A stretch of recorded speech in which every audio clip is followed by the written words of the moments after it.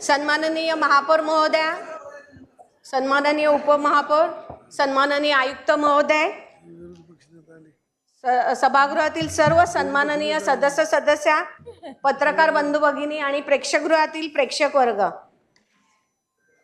महापौर महोदया, आपल्या महिलांचा अतिशय जिव्हाळ्याचा विषय म्हणजे ही योजना. आज याच्यामध्ये 20 योजना आलेल्या आहेत खरोखर, आणि याच्यातल्या या 3 योजना आहेत ना, त्या अगदी माझ्या जिव्हाळ्याच्या आहेत. खरं सांगू का तुम्हाला, जेव्हा मी आपला कोरोनाचा काळ होता त्यावेळेस अनेक महिलांना आपल्या योजना मिळत नव्हत्या. तर त्यावेळेस मी तुम्हाला एक उदाहरण देऊ इच्छिते. मी सन्माननीय आयुक्त महोदयांना देखील त्यावेळेस निवेदन दिलेलं होतं, पण त्याच्या अगोदर जो कोरोनाचा काळ होता त्यावेळेस माझ्याकडे एक 75 वर्षाची महिला महापौर महोदया आली होती आणि कोरोनामध्ये तिने सांगितलं माझ्या मुलाचा मृत्यू झालेला आहे, पण माझा एक नातू अपंग होता, त्याचा पण सांभाळ करता करता त्याचा देखील मृत्यू झाला आणि मी आता एकटीच आहे म्हणे. मॅडम, मला तुमच्याकडे काही काम मिळेल का? अक्षरशः महापौर महोदय, माझ्या डोळ्यात पाणी आलं. ती 75 वर्षाची महिला माझ्याजवळ काम मागत होती. त्यावेळेस मला असं वाटलं की आपण या नवी मुंबई शहरात राहतो, ही आपली श्रीमंत महानगरपालिका, आणि अशा वेळेस आपण अशा महिलांना मदत का करू शकत नाही. त्यावेळेचे तत्कालीन आयुक्त माझ्या मते अभिजित बांगर साहेब होते. त्यावेळेस मी त्यांना तत्काळ एक पत्र घेऊन गेले. म्हटलं, साहेब, अशी अशी एक महिला आहे, तिला मुलगा नाहीये आणि तिचं आता उदरनिर्वाहाचं साधन पण आहे. एक झोपडपट्टी एरियातली महिला होती, मी तिचं नाव घेऊ इच्छित नाही, पण मी तिचं एक उदाहरण देते. त्यावेळेस मी सरांना सांगितलं, म्हटलं की आपण आपल्या बजेटमध्ये अशी तरतूद करा की त्या अशा महिला ज्या 65 वर्षाच्या ज्या वर महिला आहेत, ज्या 70-75 आलेल्या आहेत, त्या घरकाम करण्यासाठी उत्सुक आहेत. अशाही महिला आहेत की ज्यांची मुलं त्यांना बघत नाही. महापौर महोदय, हे आपल्याला देखील माहीत असेल. आपण अशी किती उदाहरणं बघितलं, कारण आपण डाऊन टू लेवलला उतरून काम करतो त्यावेळेस या गोष्टी आपल्या डोळ्यासमोर येतात आणि हे मुद्दे आपण मांडतो.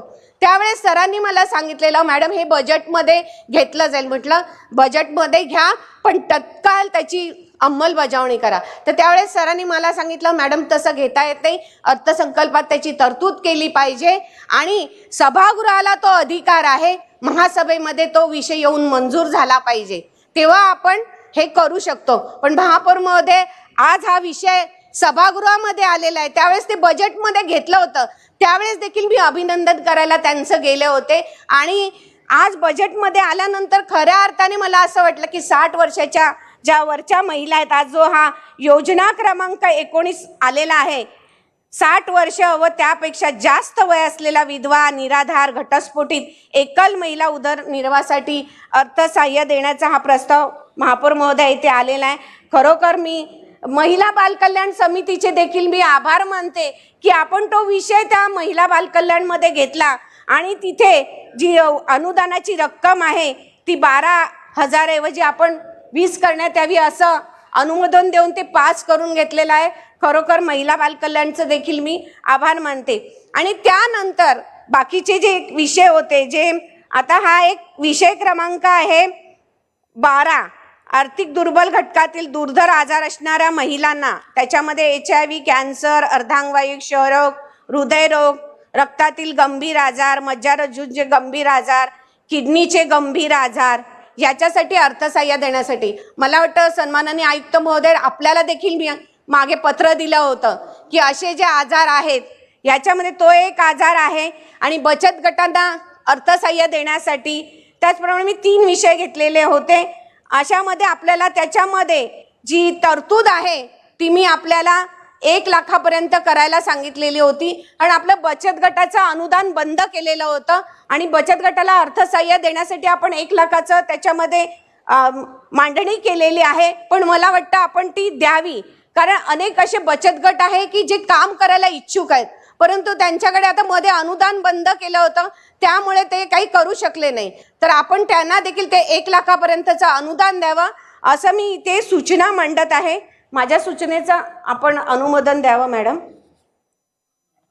त्याचप्रमाणे आणखीन एक सूचना आहे माझी की जे हे दुर्धर आजार झालेला आपण बघतोय की आज नवी मुंबई शहरामध्ये अनेक महिलांना दुर्धर आजार झालेले आहेत, कॅन्सर सारखे पेशंट आहेत आणि किडनीचे आजार तर इतके फैलावलेले आहेत की काही विचारूच नका. पण ते आपण रक्कम करतोय ती अतिशय तुटपुंजी आहे, तर तिथे देखील त्या महिलांसाठी 1 लाख रुपये तरतूद करावी असं मी एक सूचना म्हणते.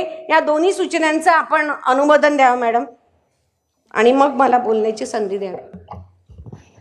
सन्माननीय महापौर मॅडम, ज्या मी सूचना मांडलेल्या आहेत त्या आपण कराव्या. आता तुम्ही बघाल की मी पत्रकार आपलं नवराष्ट्र आहे त्या पेपरमध्ये देखील ते विधवा महिलांना पेन्शन योजना चालू करण्यासाठी मागणी केलेली होती, कारण ठाण्याला विधवा महिलांसाठी पेन्शन स्कीम योजना चालू आहे, तर त्यासाठी मी तेव्हा ती मागणी केली होती. परंतु खरोखर महापौर महोदया, आज हा विषय जो सभागृहात आलेला आहे त्या माध्यमातून मी पत्रकारांचं देखील आभार मानते. पालिका प्रशासन त्यांनी देखील बातमी उचलून धरली होती, नवराष्ट्र पेपर यांनी देखील ती बातमी उचलून धरलेली, तर त्यांचंही पत्रकारांचं मी आभार मानते. आणि महापौर महोदया, आपण ज्या ह्या योजना आणल्या आहेत, ज्यावेळेस आपण ह्या योजना राबवतो त्या ह्या योजना तळागाळातील लोकांपर्यंत पोचल्या गेल्या पाहिजेत.